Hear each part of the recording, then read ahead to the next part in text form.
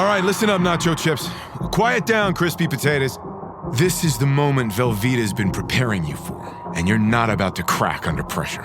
Today's the day to go all in on the drip. Velveeta's Heat and Eat Queso is the MVP of any game day spread, so stick by them, and you'll be golden. Now get out there and make delicious history. No tailgate party is complete without Velveeta.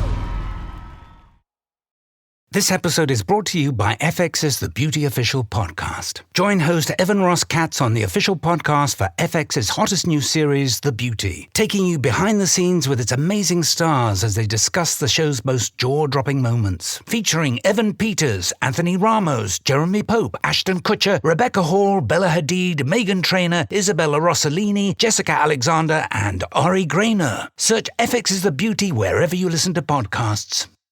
If you are here 5 nights, you can go to 5 different restaurants and have 5 different renditions of shrimp and grits. Probably find 30. Just depends. I mean, but the base of the dish is always there. Shrimp and grits. This is Chef Kevin Mitchell. I am one chef instructor at the Culinary Institute of Charleston. I'm here in Charleston, South Carolina. I am a food historian, an author, and a television host. Kevin is an expert in all things Southern cuisine, and he's been living and working in the Charleston food scene for many years. So I knew I needed to meet up with him on my last visit to the city so I could learn about his multi-hyphenate adventures. More on that soon. What's really good to eat in Charleston these days, including where to find the best shrimp and grits, and to explore the deeper meaning behind some of Charleston's most iconic flavors. I'm Aislyn Greene, and in this Unpacked mini, it is all about the food. This is the second episode in a special 4-part Unpacked series that explores Charleston's deeper currents. Last week, we unpacked its outdoor adventure and waterways, and this week, my only advice is to not listen hungry. Kevin's culinary journey started very young when he was 6 years old in New Jersey. My grandmother would allow my other 3 brothers to go outside and play. And she would make me stay in the house and started teaching me how to cook and like do laundry and iron clothes all at the age of 6. So one day I asked her, Grandma, I want to know why can't I go outside and be with my brothers and my friends and hang out? I'm 6 years old. And she sat me down and said, one day I'm not going to be here. Your mother's not going to be here to prepare your meals and to do your laundry and things like that. So you need to learn how to do it. But still, my rebuttal to her was, what about the other 3? So I really believe she saw something in me that would lead me into the career in food that I've enjoyed ever since. His career started at a French restaurant where he worked his way up from dishwasher to sous chef, and eventually he found himself at the Culinary Institute of America. After that, he hopped around quite a bit until he received a life-changing phone call. A friend of mine called me and said, hey, what do you think about teaching? I was kind of like, well, I don't think I've got the bug out of my system yet. I really like being in restaurants. It was the whole kind of the rush of it and the sensuality of being in a restaurant and being a chef and running kitchens. And he's like, look, just go check this place out. And it happened to be where I am now, Culinary Institute of Charleston. It's an amazing school, and at that time, they were specifically looking for a Black chef like Kevin to teach. The enrollment of African Americans in that culinary school was well over 40%. So I think in their eyes, they needed to have someone that looked like those students. And I came for a tour. I toured the North Campus where my office is. I toured the downtown campus, and I actually met up with some students. And I fell in love with the city of Charleston. I'm a huge history buff, so just kind of researching and understanding the history of Charleston, the good and the bad of Charleston, specifically the food, because at that point, the food scene was really starting to kind of bubble here in Charleston. This was in December of 2008, and Kevin says he just fell in love with the city, as it's so easy to do, and he's been here ever since. In addition to teaching, Kevin has made a career writing books, including one that had a really cool historic Charleston event attached to it.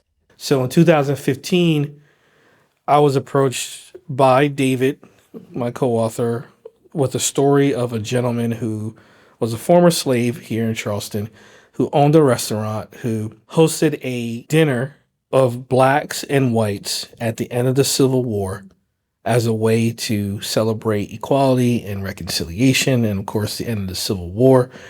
So doing that opened up this door where I really want to understand where these people and their lives, and formerly enslaved people who go on to become the great black caterers of this city. Kevin, along with a team of incredible organizers, hosted a meal in 2015 called Nat Fuller's Feast. They wanted to celebrate Nat Fuller, who in 1865 was a newly freed African-American cook, and he hosted a dinner to celebrate emancipation and the end of the Civil War. It was a brilliant and visionary meal. So I think what's really great is Nat comes from this lineage of great caterers and chefs, and what he was able to do by hosting that dinner at the end of the Civil War was really powerful for me, and also for me to stand in his shoes 150 years later and prepare food that he would have prepared back in the 1860s and 1865. Initially, I was like, how in the hell am I gonna? It actually took us almost a year to the date for us to actually put the whole dinner together. And actually, when we did it April 19th, 2015, the one beautiful thing was the reception was held at the actual building of his restaurant, which is now an art gallery now. And the owners were more than happy to allow us to use that space as a place for us to do the reception. Kevin and his team took every step they could to make the dinner accurate to how it would have been back then. Guests in 1865 were escorted to the dinner by the 65th Regiment. Oh. So we had these enactors do the same thing. And what we were able to do was we were able to get the city of Charleston to close off 2 or 3 blocks from where the restaurant was to where Sean Brock was at McCrady's at the time, where the guests were able to walk in the street and streets are blocked off. And I won't say it almost didn't happen, but during the reception, the sky opened up. It was pouring, raining. And I was like, we're going to have to walk too.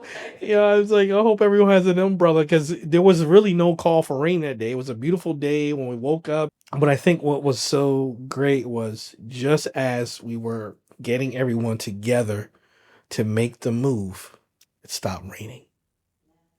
And I wrote this in a piece after the dinner, like what my thoughts were standing in his shoes. And, and the piece I decided to write, I wrote a letter to Nat Fuller. So Chef Kevin Mitchell, 2015, writing a letter to this great man in 1865, and talked about the pressure I was under, or I felt that I was under, and talked about his inspiration on me, learning his story, and the fact that it was raining. I just equated it with him crying. And as soon as we were just about to kind of walk out to get everyone out onto the street, it just stopped raining. And the sun was coming out again, and it was a beautiful moment. It was an incredible meal with historically accurate recipes, everything from Carolina gold rice and vegetables to platters of venison and seafood, and even a very controversial dish, turtle soup. Even to this day, Michael Twitty is a good friend of mine. Anytime that we talk, he still's like, I cannot believe you had me eating turtle soup. I'm like, Michael, that was in 2015. Like, give it up, buddy. I love you, but give it up. But, and at that time, that was like the biggest dinner, the biggest meal, the most important meal I had cooked in my career. Since that very successful first dinner, Kevin and his wife have created a series called Chef Scholar Dinners, and they've gone on to host many more meals that honor historical figures. The next Chef Scholar Dinner series is going to be April 15th. The chef we're honoring is going to be Patrick Clark. I never post the menu, so I want the guests to be surprised. And then the tickets are bought basically through Eventbrite. So we set up an Eventbrite, and it's first come, first serve. 16 tickets are gobbled up, and then they go really fast. So yeah, it's pretty hard to snag a seat, but if you follow Kevin and his wife on Instagram, there is a chance you could experience this one-of-a-kind dining in Charleston. We'll include that link in the show notes. But if you can't get tickets, it's no big deal because there are so many incredible places to eat in the city, spanning a wide range of local influences. I think the food of Charleston, I mean, it definitely stems from the influences of the African American, the Native American, and the European, the English, somewhat of the French. I mean, at one point there were loads and loads of French restaurants here in the city of Charleston. And I think that's mainly due to people leaving France during the French Revolution and coming and then opening up French restaurants here. But also, we always have to talk about the Gullah Geechee influence in the food. Those people coming from or being brought here from West Africa, bringing, of course, their ways of cooking and their customs and traditions. If you are here 5 nights, you can go to 5 different restaurants and have 5 different renditions of shrimp and grits. Right? You can probably find 30. It just depends. I mean, but the base of the dish is always there. Shrimp and grits. Once again, this influence from the Gullah Geechee, culture, but coming from a dish from Africa, these rice dishes have one thing in common. Well, a couple things. It's rice and there's some type of tomato product in it. But if you kind of look at the timeline or the lineage, if you're here in Charleston, you have red rice, you go back, jollof, you go back, it's chebouchen. You can't talk about Southern cuisine without talking about the Gullah Geechee. If you talk specifically about Gullah, those are descendants of people that were brought here from West Africa. So you're going to find those elements in Southern food. And me specifically, because I'm all into the ingredients. The ingredients are, for me, is what makes it important, and also just making sure that, I'm a huge proponent of getting as much local as you possibly can. Kevin is so into ingredients that he actually co-hosts a TV show about just that. It's called The Savors of Flavor.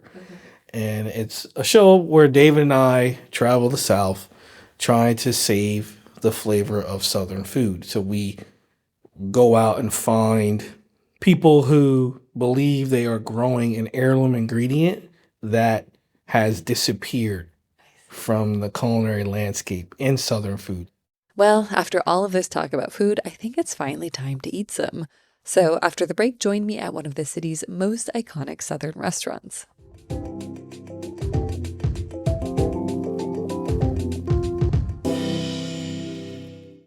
I had that dream again. My small business needs to hire, but I don't use LinkedIn, and I hire wrong. So then I'm doing IT, and when I go to plug the servers in, they become sentient, and they won't let us access our network unless we forward their chain emails and memes to more and more and more people, and then I wake up. Don't let hiring nightmares ruin your dreams. LinkedIn Jobs' new AI assistant finds and invites best fit candidates to apply so you can discover talent you may have missed. Post your job for free at linkedin.com/quality. Start hiring today with LinkedIn. This episode is brought to you by Stouffer's. Here comes 3-time juggling champion Natalia Rogers. She's juggling law school, her TA job. Oh, narrowly catches the laundry. What's that 4th ball? Parents unexpectedly showed up at dinner time? Is that too much for Natalia?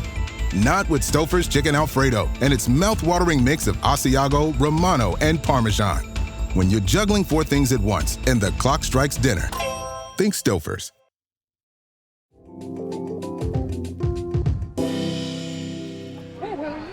This is going to be our jambalaya, one of our famous dishes. It was a little tassel ham, some shrimp, peppers, and our famous red rice and some Korea butter. It's just before sunset on a warm October night, and I'm sitting in a garden courtyard, surrounded by happy green plants and even happier diners.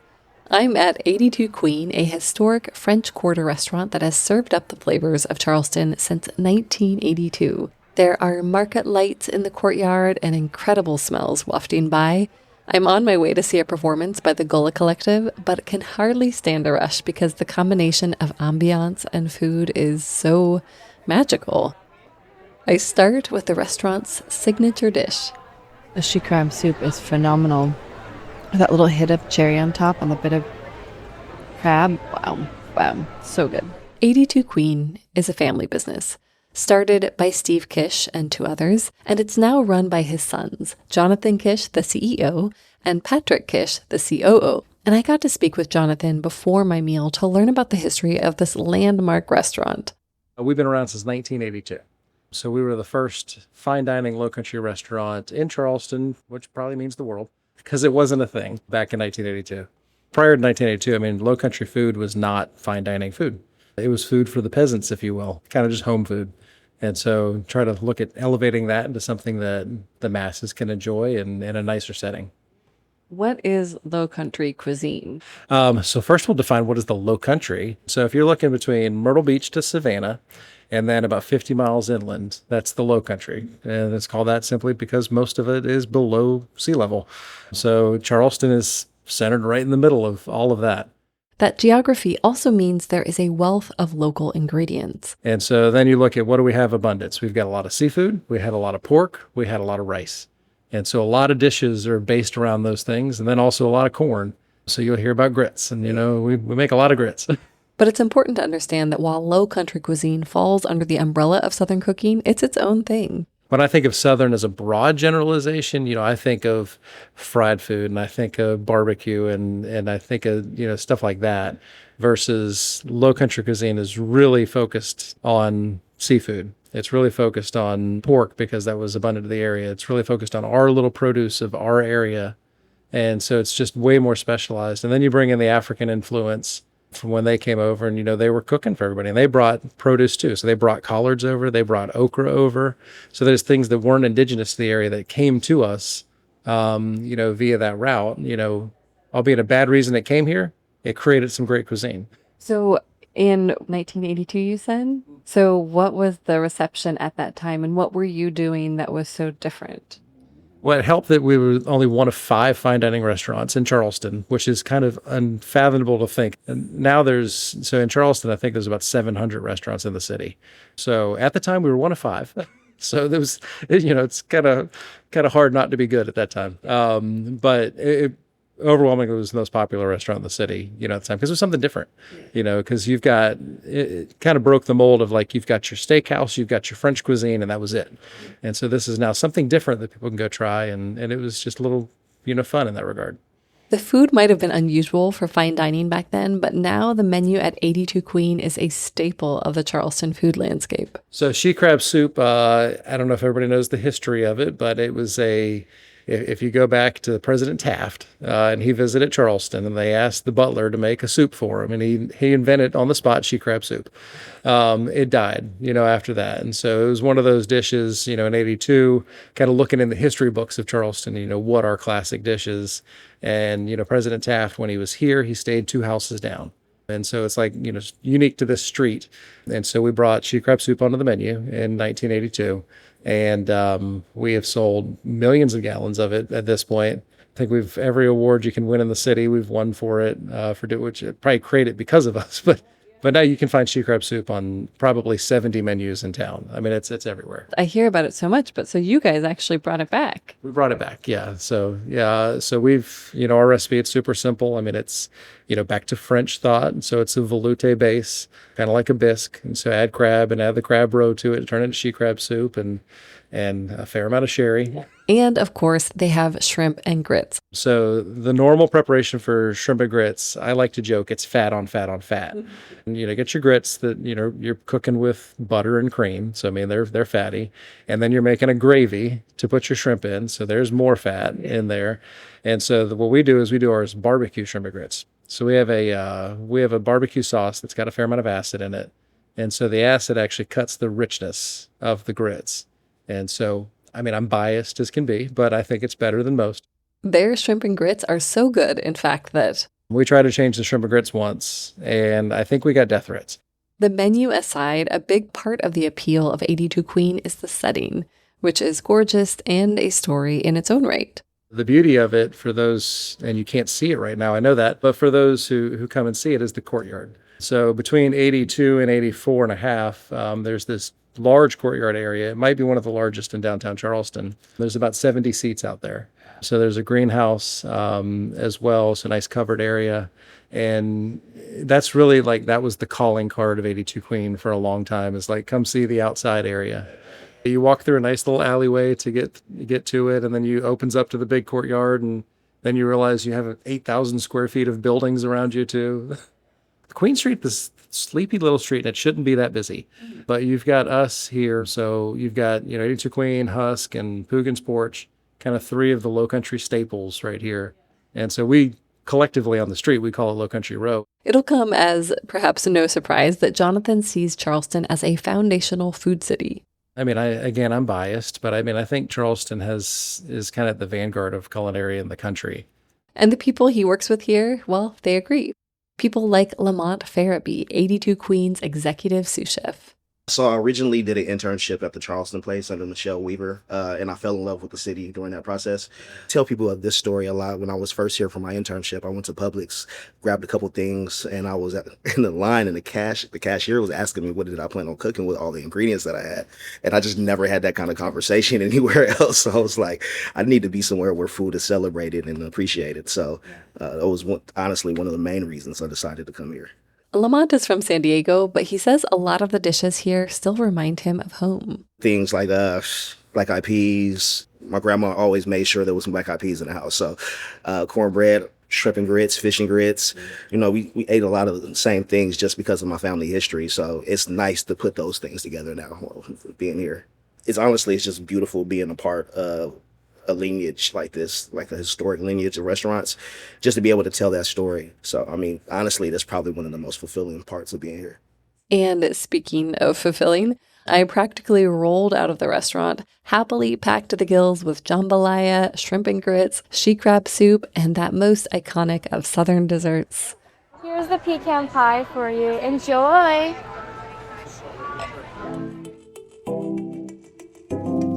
And that, my friends, is just a taste of Charleston's food scene. There is so much to try there that's both traditional and innovative.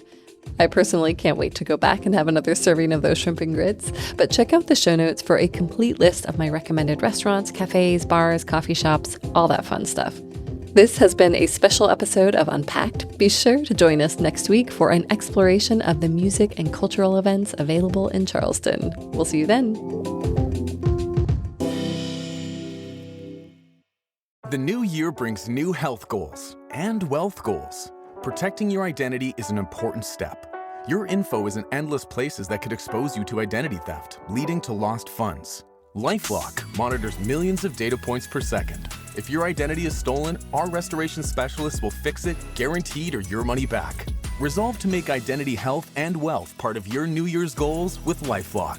Save up to 40% your first year. Visit lifelock.com/podcast. Terms apply.